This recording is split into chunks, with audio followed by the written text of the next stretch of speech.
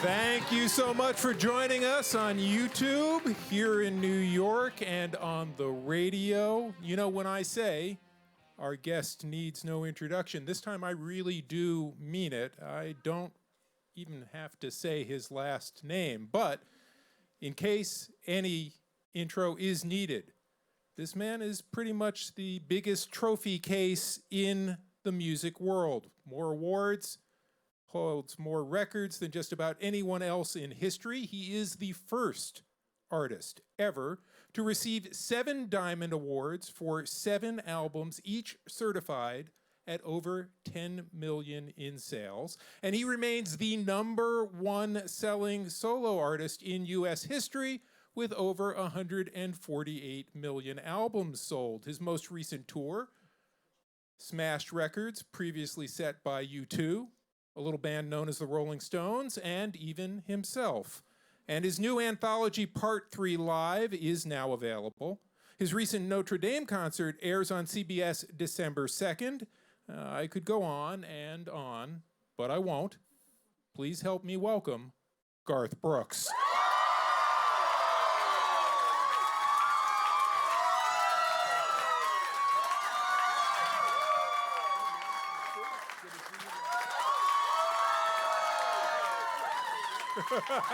They already got the signs out. All right.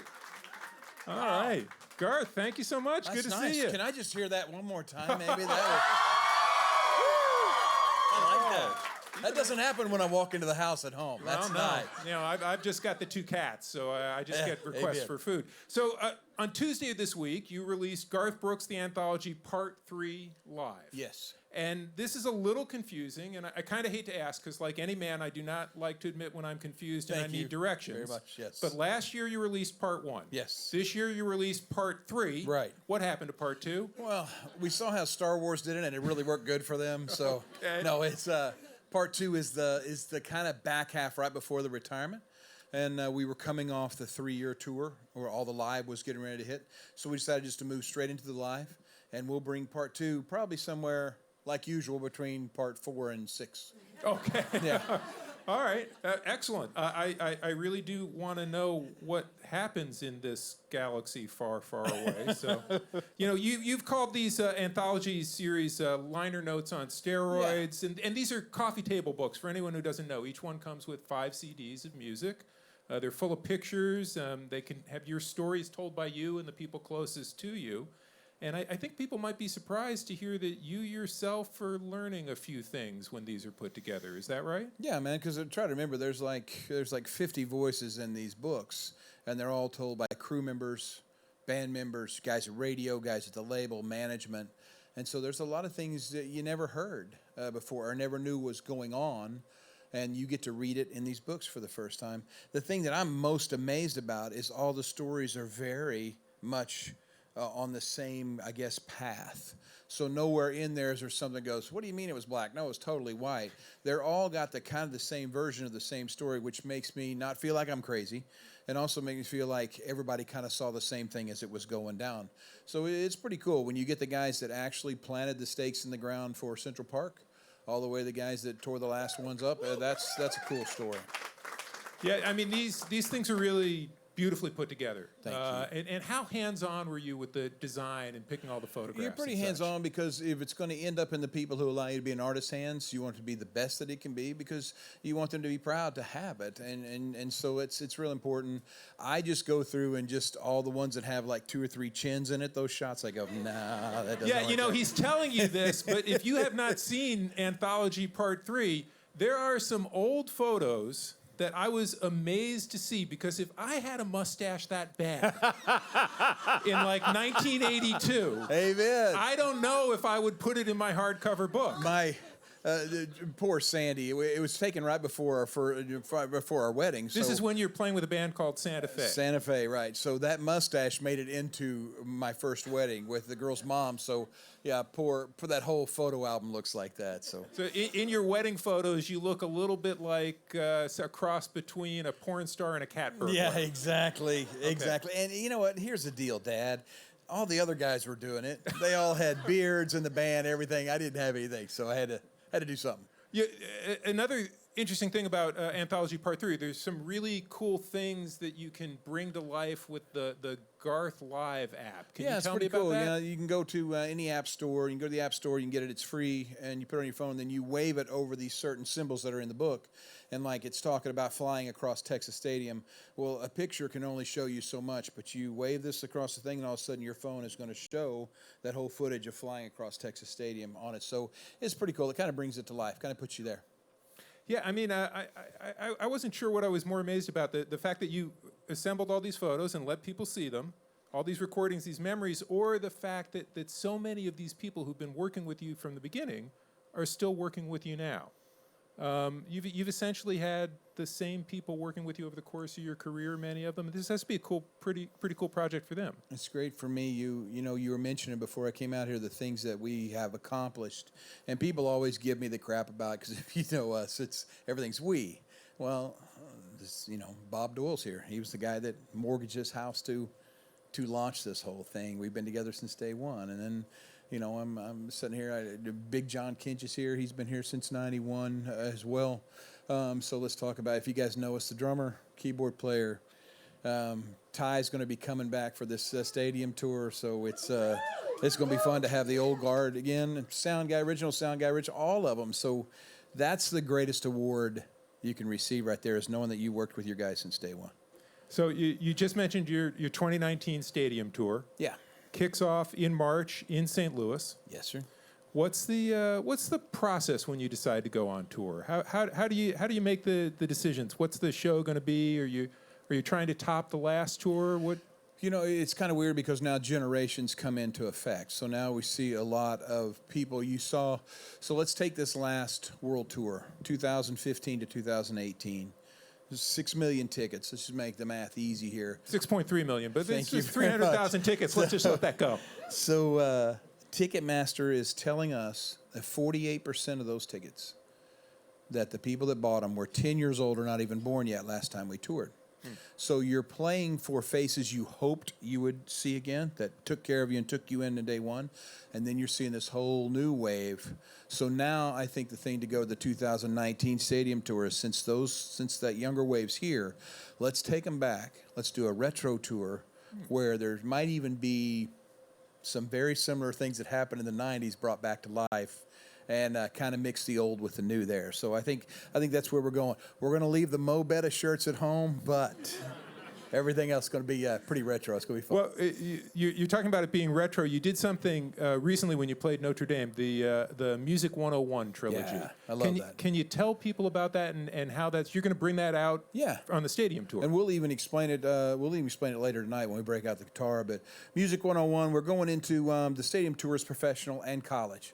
So we're going to these college tours. We want to make sure that these college guys know that there's some great music in the past that doesn't need to just disappear. So we're going to be playing some of the greatest musicians and the greatest songs in the world. So will there be a Billy Joel night? You betcha there's going to be a Billy Joel night of just Billy Joel music. It's fun. Well, there'll be there already was a Beatles night at Notre Dame. That's pretty cool, which I enjoyed. But there's going to be a Bob Seger night, a James Taylor night, a George Strait night. You betcha there'll be all these nights in these colleges that seem to fit where we're at.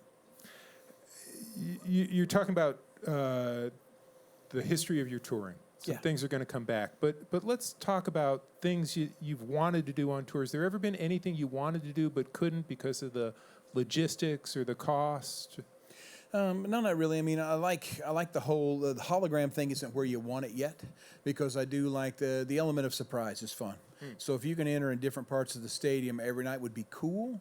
But at the same time, you got a million things that's going to tell you why you can't do that. So the first thing is, if you want to see that whole stadium, attach yourself to some wires and fly your ass all the way to the back of the stadium, right? So that's fun, but kind of already did that, right? So if you want the Thunder Rolls, if you want the whole place to rain, I got to tell you, since we've been playing outdoor stadiums, it does that quite a lot on its own. And so fire, it was fun, but now video, you can have the fire everywhere. So no, there's not really that much that you can think of that you go, we haven't done it or somebody hasn't done it. Our thing is to stay on front of the technology, because when we entered country music as a record artist, for some reason country music always had to wait till the pop and the rock acts got to do something that was cool, then it would somehow filter its way in. My thing is BS on that. We've got the greatest audience. They deserve the coolest stuff first, so let's dig. Let's find out what we're going to do. And that's kind of how we approach it, man, because that's what we want to do. We want to bring it to our people first, let the rock and the pop guys kind of catch on after that. Okay. Well, they're going to have to catch on to how to top you at 6.3 million tickets on that last tour, 390 concerts, 79 cities. And now you're out playing stadiums, so you could conceivably do even more. I mean, what are you going to do when you sell that 7 millionth ticket? I'm going to tell you, it's not going to be that way this tour. Really? We were lucky enough at, just to throw out some numbers, and these are all numbers that are given to us after the fact. We were 45,000 tickets into Notre Dame and still had 60,000 people waiting for tickets.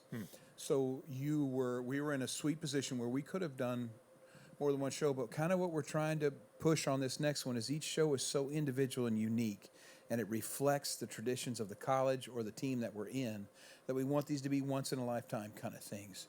So it's going to be very spread out, probably 10 or 12 a year. They're going to be just really once-in-a-lifetime moments, because these people are traveling a long way, and they have seen the multiple Garth thing. Now let's get it into where everything is just really squeezed in, and it's really precious, and we'll take care of the music there. So it'll be a lot more fun this way. You mentioned your Notre Dame show.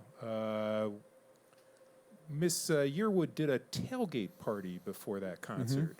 That was the first time she did that, I believe. Can we expect to see a few more of those? Yeah, you'll see it.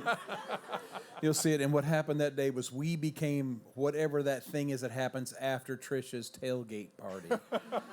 That's how this whole stadium tour is going to go. So she's got this cool idea where she's going to bring this big-ass white tent out like she did on the lawn of Notre Dame.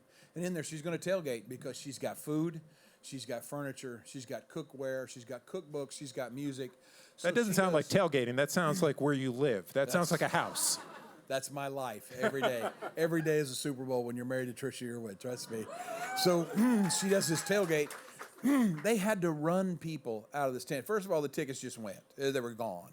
And then when it came time for the show, they didn't want to leave the tent. People had to close the tent down to get these people out into the Garth Brooks concert. So it's a sore spot in our house right now, but it's a lot of fun.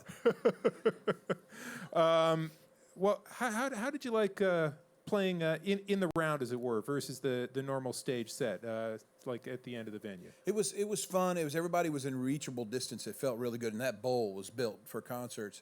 But as you can imagine, if I'm playing to you guys and playing to these guys over here, then at some point I can only do this and then come back to do this. So it was kind of odd to feel like 50% was the most you could get to at any time. So you depended heavily on the band. They were great. But then what you found out, and you'll see in the special coming up, hell, just cut across. You don't have to go around the stage. Just cut across. And that way, then you start doing the star point back and forth. It started to gel. You could feel it. But, it's like the crazy thing is when you're a dad, you don't get a trial run at being a dad. So it's your first time to ever be a parent. Well, I didn't get a trial run at that. So you're learning as you go. And it's crazy the things that are going on in your head when you're going, oh, this is that summer. This has got that high note coming up. But that lady has a sign over there with M&M's, so I got to go over here, right? And you're doing this, and as soon as you step on the grating, you go, wait a minute, the grating under my feet is going the wrong direction. I got to get the guys when we build the next one, turn the grating, and all this stuff is going on in your head. That's why in the special, the second verse of that summer, the first line, I totally forget.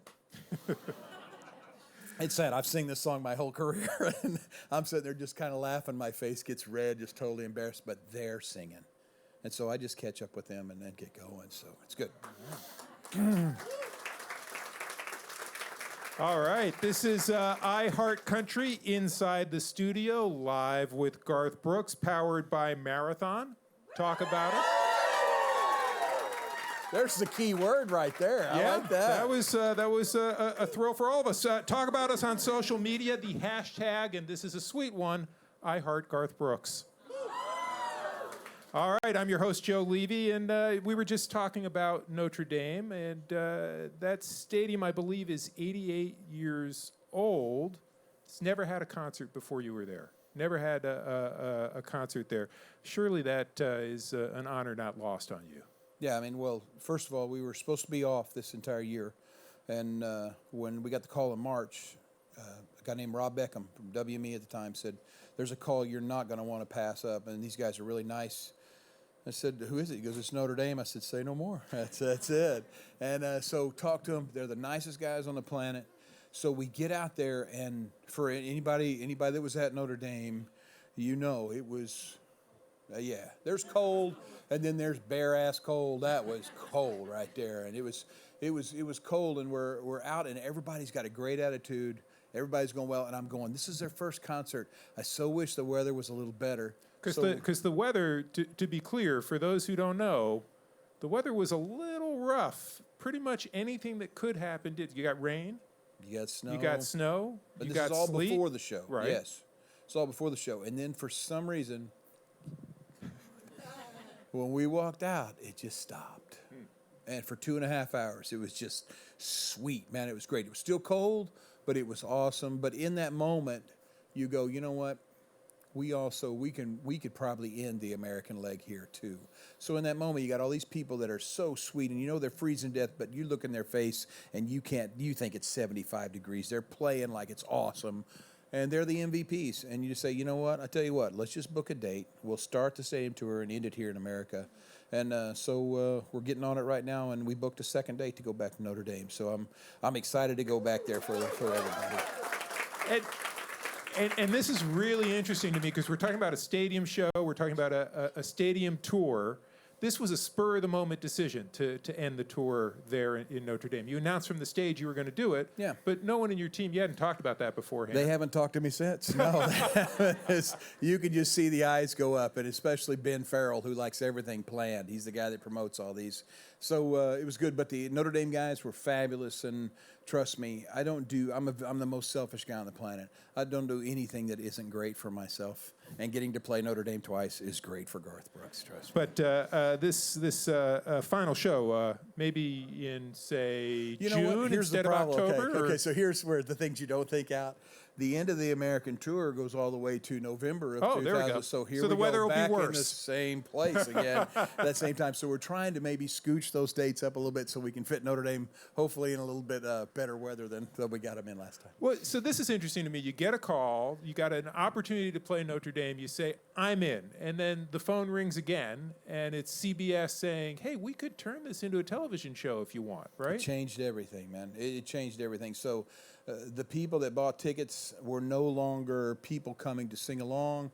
They were people that are getting ready to be worked like rented mules, man. And I told them, I said, get ready. And we did a lot of sing-along stuff that night.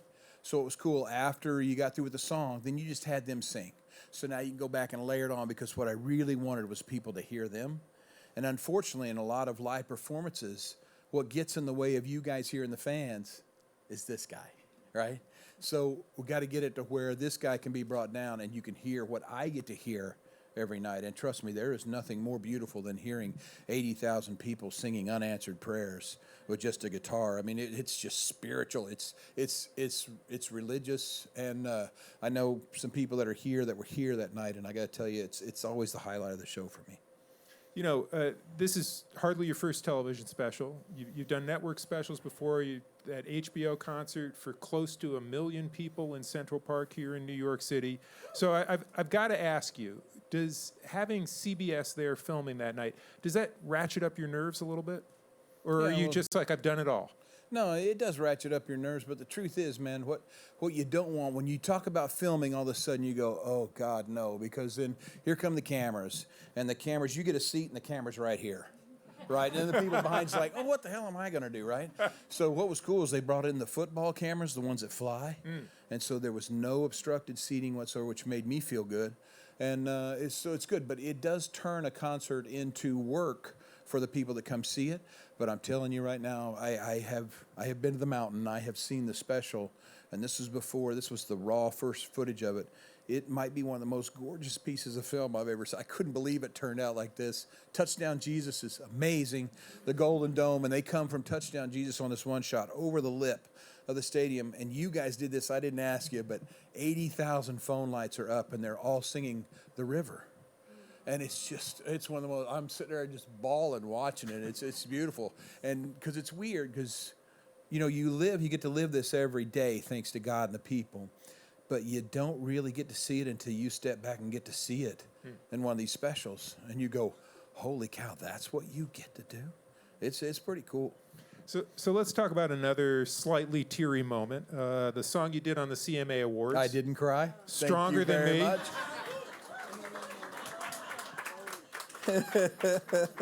I did not cry. Now, I don't know. Do you get nervous before a TV performance? And if you do, how much more pressure is there in performing a song, just you and a guitar that maybe 5 or 6 people have heard before? It's it was one of those things that seemed like a great idea all the way up to when it was happening, and you're sitting there going, "This is stupid. This is crazy," and they set you right before the thing. So there's Paisley and there's Underwood over there, and they're getting ready to introduce you. They're getting ready to come back from a commercial, and I sneak a peek at Miss Yearwood. And immediately, I just start crying. I'm like, oh, crap, because I was going to make it through this whole song. But thank God Jason Aldean was right next to her. So I sang to Jason all night. And yes, if you're wondering, I've had several texts from him going, hey, did you mean those things you were saying to me? It was good. That's the only way he could get through it. But she did great. I was impressed with her because when she got home. Because the cameras were on her. When they weren't on you, they were right on her. When she got home, she ugly cried. She doesn't cry pretty kind of thing. And when she got home, she let it loose, and it was good. You're going to pay for that? She'll be the first one to tell you. So how long, this song was brand new, or how long had you been sitting on it before the CMAs? We'd cut it about 2 months before and found it in a batch of songs. There's a fun song coming out on the new album called It's a Hard Way to Make an Easy Living. And it's about these guys it's almost like, if you remember That Ain't Working from Dire Straits, it's about these guys that see some guys playing country music on TV and go, hey, and then they try to get in it themselves. And it's all the stories of trying to start up a country band. It's a fun song. And so I'm laughing my ass off at the end because it's perfect. It's whoever wrote it had to be out on the road. And I'm sitting there laughing my ass off when Stronger Than Me starts next. And it just caught me by surprise, doubled me over. I thought, holy cow. Because I know these two writers, man. They're, no offense to me and you, but they're just guys like me and you. They don't know anything about women. And man, did they write a lyric that just kills me. And it's perfect for Miss Yearwood. And it's cool because, come on, man, let's face it, we're good at like getting dead birds out of the house or squirrels or something like that. But women, man, when something goes wrong, if the C word ever enters your house, they seem to just take over, and you seem to hide behind them like that. And that's our relationship. Miss Yearwood, when it comes to the stuff that really, really matters, she's stronger than me. And the fact that that's in that lyric just killed me because it just sounds like her.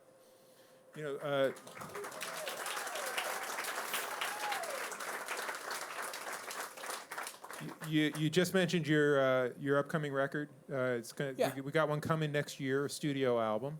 The last time you and I spoke, the working title was The Fun Album. Yeah, very good. Thanks for remembering that because it's just been a blast to do, and it's all kind of fun stuff.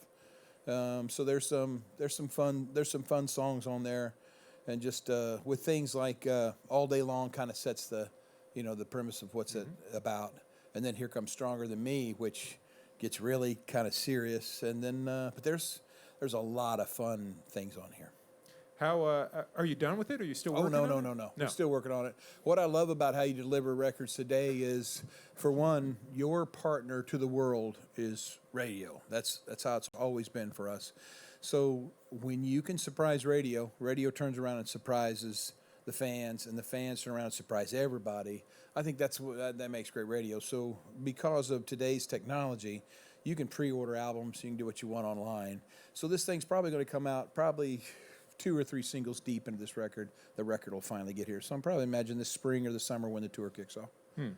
And are you, when you're working on it, are you writing as a writer? Do you work every day? Do you record every day? What's it like? Yeah, as a songwriter and as an artist, you're never not working. You're always just talking. So when you talk to people, hug them, somebody's going to say something. And it's immediately going to go, oh, that's a great song right there, right? So I got a buddy that brings me songs like I Fell For You Like a Turd from a Tall Horse. Those sayings, maybe not so much, right? But there's going to be other stuff. We was at a funeral the other day, and this kid's talking about his brother, which he lost, and they lost him. He was a block and a half away from the house when the accident happened, and he kept saying he was almost home.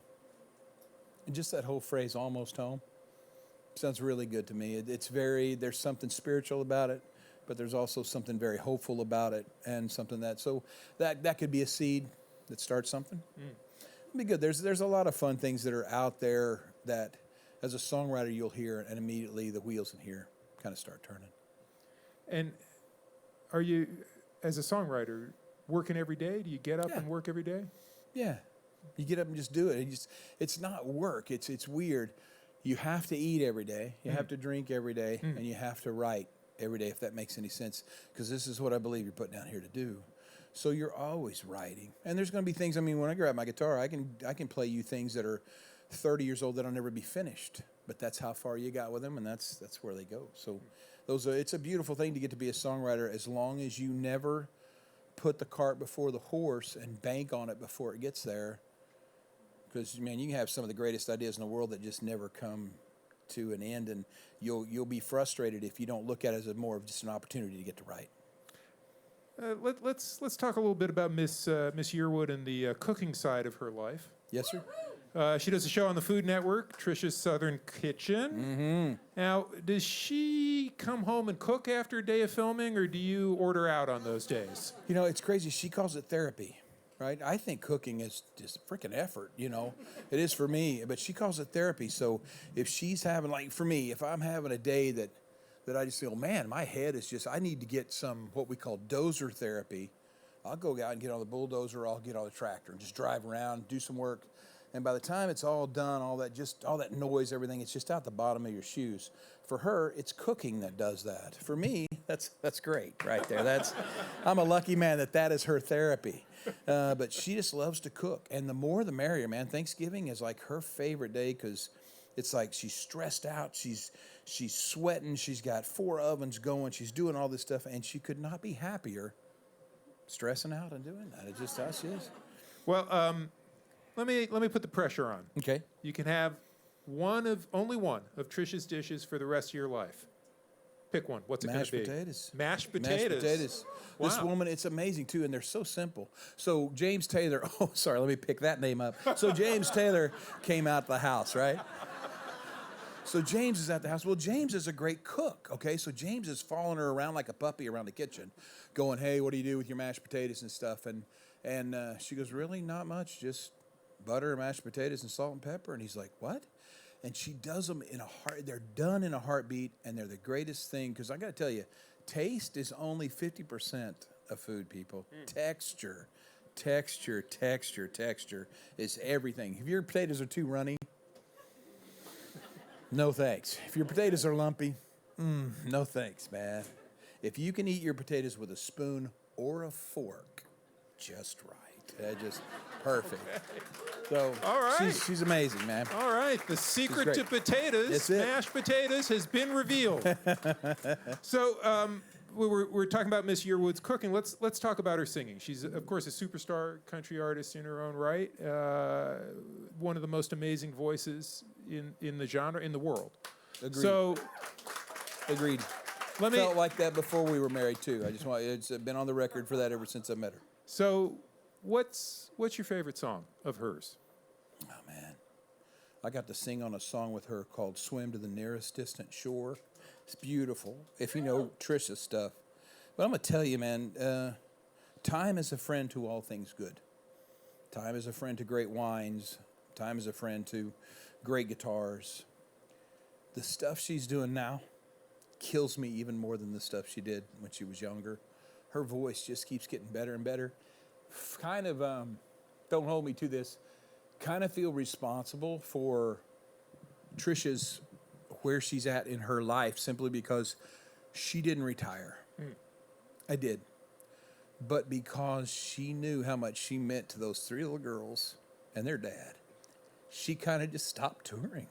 and it was in the prime of her thing too as well. So I always wanted to try and fix that. I can't. So selfishly, I get to listen to one of the greatest voices God ever put on this earth in the house while she's doing dishes. She's amazing. At the same time, just can't thank her enough, because, man, did me and the girls need that strength to complete our family with the girls' mom, myself, and Trisha. I think those girls were raised, and forgive me if I'm wrong, better than if it would have just been me and their mom. So I love her input, but she did step down. I'm the one that gets the credit for stepping down, and oh my gosh, but Trisha was truly the one that, you can ask any of the three girls too, they'll tell you, she saved her family. It's good.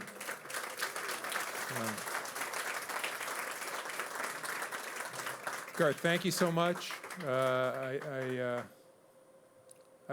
I'm a little choked up. I know you are. Thanks for not going anywhere emotionally through this interview. I appreciate it. But thank you so much for that. We're out of time, Garth. So thank you for being here. Want to remind everyone, Anthology Part 3 Live is out now, and say thank you to Mr. Garth Brooks. I appreciate it.